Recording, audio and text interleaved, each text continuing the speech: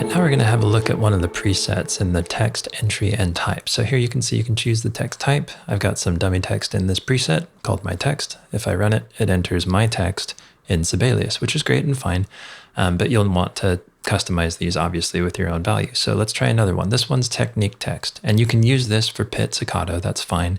And what I'm going to do is duplicate this setting by hitting Command plus D. And what that does is it creates a duplicate and it automatically sends it to the My Presets folder. So what I'm going to do here is give it a new name, and you see that you do have other options in the select text type field. Here I'm going to change the desired text to Arco, and then I could even add my own custom icon if I want by clicking that button up at the top. I'll zoom out so we can see here. So I navigate to the icon I want in Finder, Command C to copy it. In Soundflow, I click the button to add the icon, and then boom.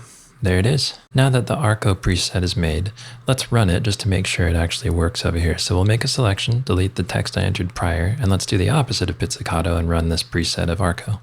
And it does enter just the way we thought, so great.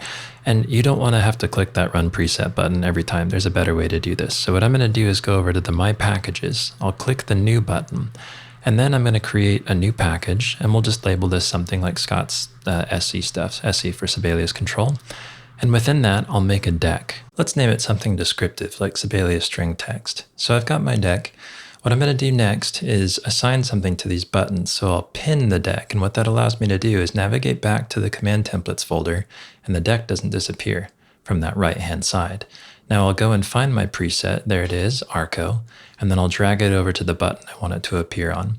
Now another way to do this would just be to type Arco into the top left search bar that you'll see.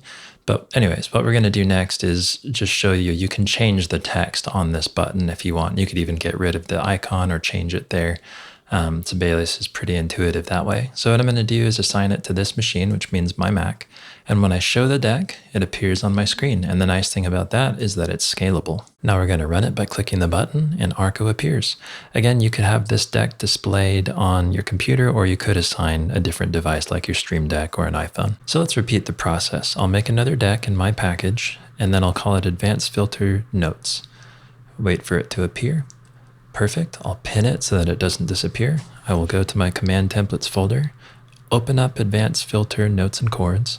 I will go to the subfolder Notes by duration. Yeah, we'll choose this one.